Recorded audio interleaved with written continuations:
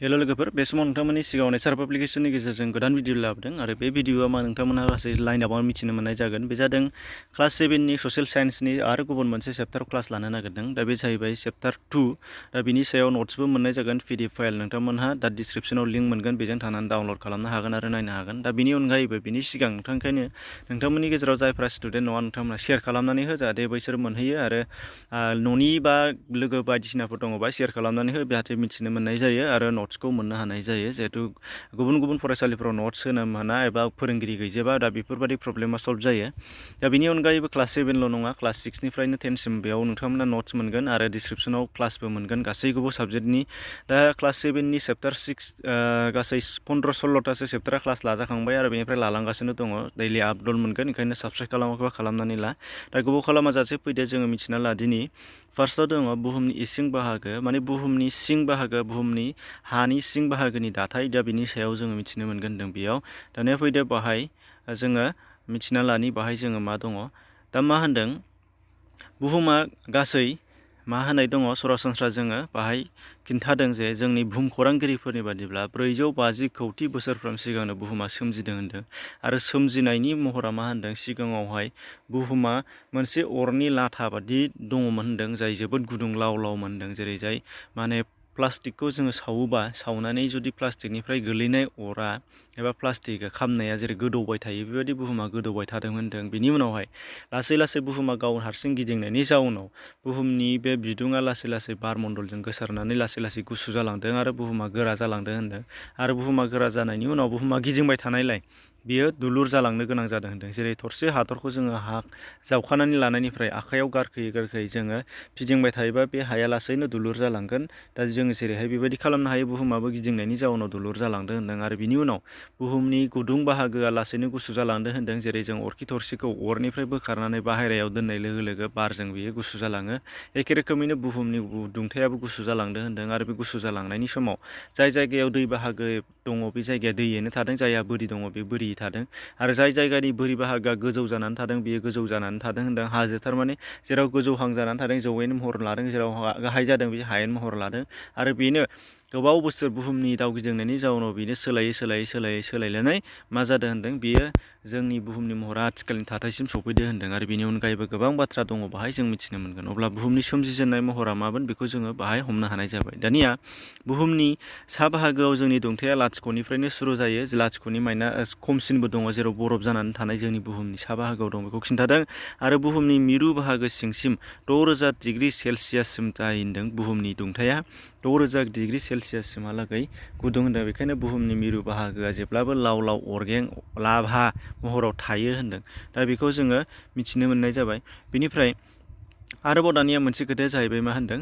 मिथिनो गोनाङा बुहुमनि सखायाव गासै 6378 किल'मिटार गुवार होनदों थारमाने सखाव माने मा जोङो भुमसुआव मोनदोंमोन मोनसे बुहुमा दुलुर हिसाबै बेंखननि दुलुर दा बिनिनो मिरु बाहागोनि ओरै खावसे बाहागो नैबे बाहागोखौनो होनदों सखाव जेरै सावगारियाव खिथादों नैबेखौ होनदों मिरुनिफ्राय ससे बाहागोसिम सफैनाय बेखौनो सखाव होनदों बेनि 6378 अब्ला बेनि खावसेया ओरैजायाबो 6378 जागोन अब्ला मोननैजों बेसेबां जागोन बेनो खाव जागोन बेखौ खिन्थानाय जादों अब्ला बेसेबां गुवार जों बेखौ मिथिनो मोननाय जाबाय जायखौ मिथिनो गोनाङाव नैबेयाव खिन्थानानै होनाय जादोंमोन दानिया फैदो बेनिफ्राय गोबाव खालामाजासे जोंनि बुहुमनि इसिं बाहागोआव मा महर दङ बेखौ जों दिनै बुहुमनि इसिं बाहागोनि दाथाय होनदों बुहुमनि इसिं बाहागोनि दाथाया बेबायदि होनदों जेखौ जों सावगारियाव नुदों आरो बे बुहुमनि इसिं बाहागोखौ गाहायै मोनथाम बाहागोआव रानदों बेखौ जों गोसोआव लानांगोन बेनि उनावहाय माखासे नाङैफोरखौ आं फरायलाङा गोनांखौ खिन्थागोन जायफोरा जोंनि एग्जामाव फैगोन जायफोरा सोंनाय फिननायाव दङ दा बुहुमनि मोनसे सिगांनि बाहागो जायखौ जोङो थांनानै थानाय सा बाहागो बेखौ होनो क्रास्ट एबा बिखं मण्डल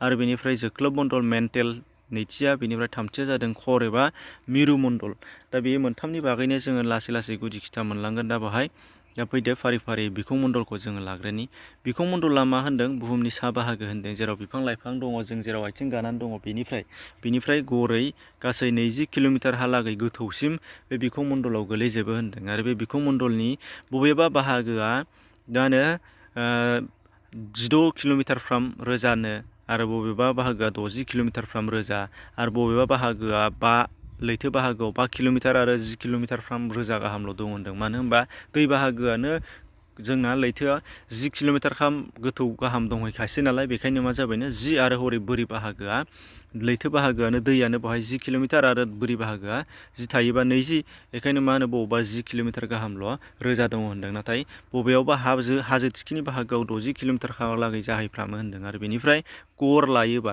हाजो हायेन समानै ज' राननानै लायोबा 20 किल'मिटारफ्राम रोजा होनदों। बुहुमनि सा बाहागोआवनो बारहुंखा सारअन्थाइ गासैबो जाजोबोनो हाजो हाला जौवेन लैथो लैथोमा गासैबो बेयावनो दंजोबो होनदों बिखुं मण्डलावनो गासैबो दंजोबो जों जेखौ बुहुमनि सा बाहागोआव नुयो। दा बिनि अनगायैबो मा होनो बिखुं मण्डलनि बे मा होनो अन्थाइ बाहागोआव मा मोनोनो ग्रेनाइट हारिनि आरो लैथोमा बाहागोनि अन्थाइफोराव बेसल्ट हारिनि माखासे अन्थाइफोर मोनोनो ग्रेनाइट आरो बेसल्ट हारिनि अन्थाइफोर मोनो।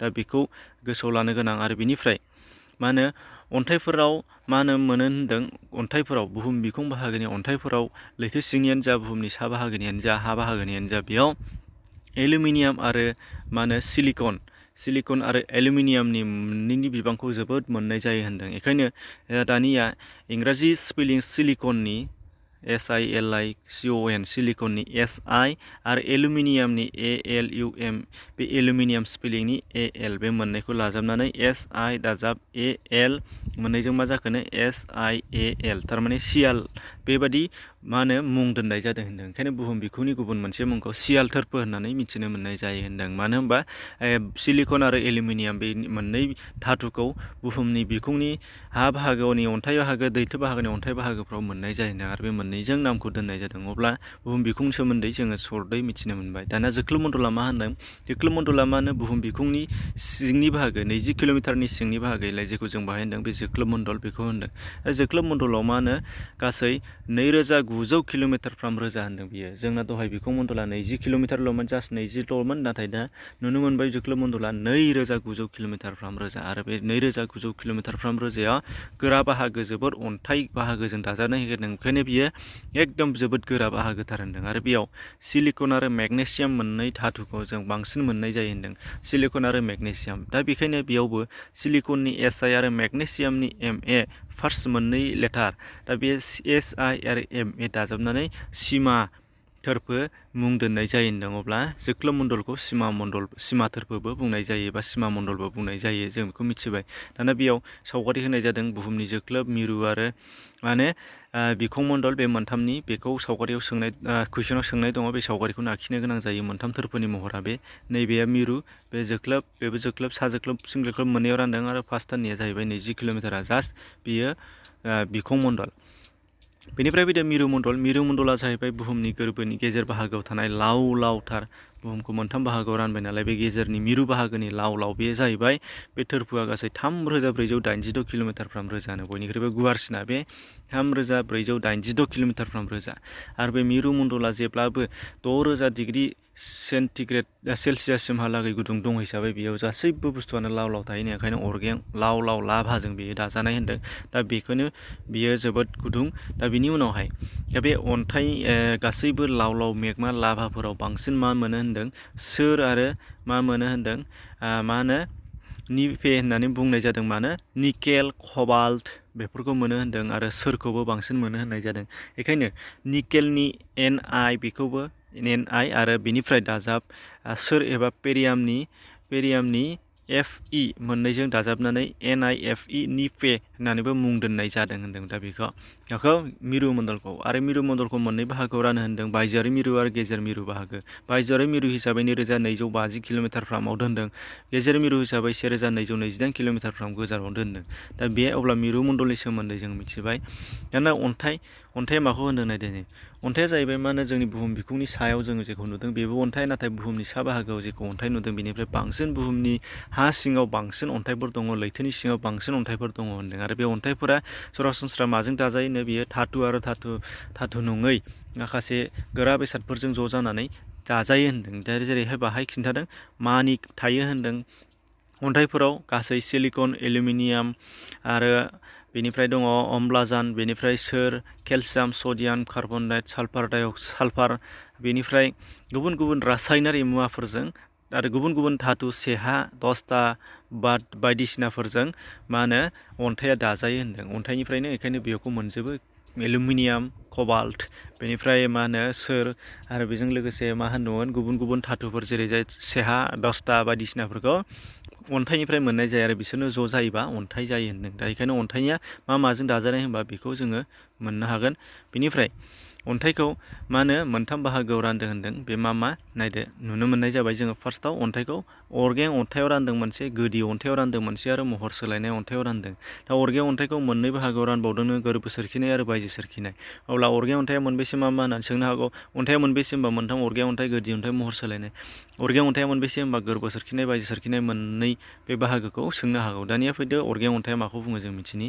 अरगें अन्थाइआ माखौ होनो जों नायदो बाहाय दा नुसिगोन। अरगें अन्थाइआ जादों होनदों बुहुमनि बिखुंनि सिङाव थानाय नैबे जेखौ जों बुहुम बिखुं बे सिङाव थानाय नैबे गेजेरनि लाव लाव मेगमाफोरा जों गोजौहाय मिरु मण्डलाव मोनदों लाव लाव। बे लाव लाव मिरु मण्डलाव मोननाय अरगें अन्थाइआ लाभाया, बेयो लाभा लाव लाव अरगेंआ मा होनदों बुहुमनि गिदिंनायनि जाउनाव ओरैबा ओरै सौनायनि जाउनाव मा होनो बुहुमनि बबेबा मोनसे जायगायाव जुदि गुरै मोनोबा बियो फ्राद गावनानै ओंखारबोयो होनदों। आरो ओंखारबोनानै जुदि बायजोआव थानानै गोरा बाहागो जानानै रानथाबनानै गोरा जायोबा बेनो अन्थाइ महर मोनोनो। जेरै जों हाजोआव गिदिंहैयोबा नुयो हाजोआव गिदिर गिदिर अन्थाइफोर नुयो, गिदिर गिदिर हाजो बादि अन्थाइखौनो हाजो बादि नुयो गिदिर गिदिर बाहागोनि। बेफोर हाजोआव थानाय अन्थाइफोरा बायजोआव फैनानै अन्थाइ जानाय। दा बेखौनो होनदों बायजो अन्थाइ मा होनो अरगें अन्थाइ। आरो बेनिफ्राय हा सिङावबो गोबां बेबायदि अन्थाइ दङ जाय माने बुहुमनि सा बाहागोआव सौफैनो हायासै, नाथाय बुहुमनि ससे फैनायावनो गेजेर हा सिङावनो गोरा जाबाय, अन्थाइ जाबाय आरो बेनो बायजो सोरखिनो हायि अन्थाइ जाबाय होनदों। आरो बे अन्थाइखौनो अरगें अन्थाइखौनो मोननै बाहागोआव राननायनि बेनो मोनफा मोनफा बिदिन्थि। जाय अरगें अन्थाइआ बुहुमनि बायजोआव सोरखिनानै बुहुमनि सा बाहागोआव जों मेगनजों नुनाय बादि गोरा जाना अन्थाइ जाफैबाय बेखौ गोरबो सोरखिनाय अरगें अन्थाइ होनबायनो। आरो जायखौ मा होनदों मा होनो जाय बाहागोआव नैबाव बुहुमनि मिरु बाहागोनिफ्राय फैनानै हा सिङावनो लाथा खानानै थाबाय बेफोरखौ मा होनो गोरबो सोरखिनायाव बायजो सोरखिनाय अरगें अन्थाइ होनबाय। दा बे मोननै बाहागोआव रानदों, बेखौ बाहाय फरायबाबो मोनगोन। होमबा मा मोननै बाहागोनि अन्थाइआ बेनो, जाया बाहागोनि मोनसेया जाहैबाय माने लाव लाव मेगमाफोरा बुहुमनि सा बाहागोआव फैनानै गोजौआव जों मेगनजों नुनाय हाजोफोराव जाखांनानै थानाय अन्थाइ महर मोननाय, मोनसेया जाहैबाय बुहुमनि हा सिङाव थानाय अन्थाइ महर मोननाय जाय सायाव सोरखिबोनो हायाखै। दा बेखौ खिन्थादों। दा अब्ला नुनो मोननाय जाबाय अन्थाइआ मा। दा बे गोदि अन्थाइआ माखौ होनदों नायदो दाना। गोदि अन्थाइआ मोननै रोखोमनि जादों होनदों। बुहुमनि सा बाहागोआव थानाय बायजो सोरखिनाय अरगें अन्थाइफोरा, बुहुमनि सिंनिफ्राय सायाव फैनाय अन्थाइफोरा बुहुमनि बायदिसिना गिदिंनायनि जाउनाव दैजों बुखारजानानै एबा मा होनो बांग्रि मावनानै हायाव दुद्रुख्लायनायनि गेजेरजों ज' जानानै गुबुन गुबुन धातुफोरा लोगो नांनानै ज' जानानै मोनसे गोदि जनानै अन्थाइ महर मोनोबा बेखौनो गोदि अन्थाइ बुङो होनदों। जेरैजाय जों बाहाय दैमाफोरनिफ्राय जों न' लुनो लाबोनाय अन्थाइफोर, बुहुमनि सा बाहागोआव अन्थाइ बुल्डार बायदिसिनाफोर जों मोननायफ्रा दुद्रुनायनि जाउनाव गोदि जनानै बुहुमनि दैमा बाहागोआव गोदि जनानै जानाय अन्थाइफोरानो बिसोरनो गोदि जनाय अन्थाइ होनदों। दा बेखौ फरायबाबो मोनगोन। दा बे गोदि जनाय अन्थाइखौ बाहाय खिन्थादों एगजामपोल। दा बिनिफ्राय दङ मोनसेया जाहैबाय महर सोलायनाय अरगें अन्थाइ।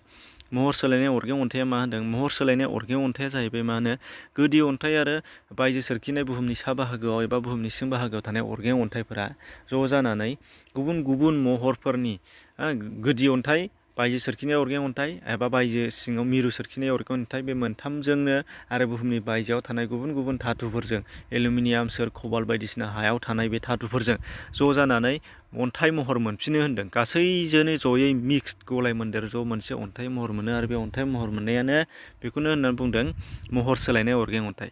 महरा सोलायबाय, थारमाने अरगें अन्थाइआवबो गैला, गोदि जनायावबो गैला, बायजो सोरखिनाय अरगें अन्थाइआवबो गैला, मिरु सोरखिनाय बायजो सोरखि अरगें अन्थाइनि महराबो गैला, ज' जानानै सोलायबाय, गुबुन मोनसे महर अन्थाइ मोनबाय। बेखौनो मा होनदों महर सोलायनाय अरगें अन्थाइ होनदों।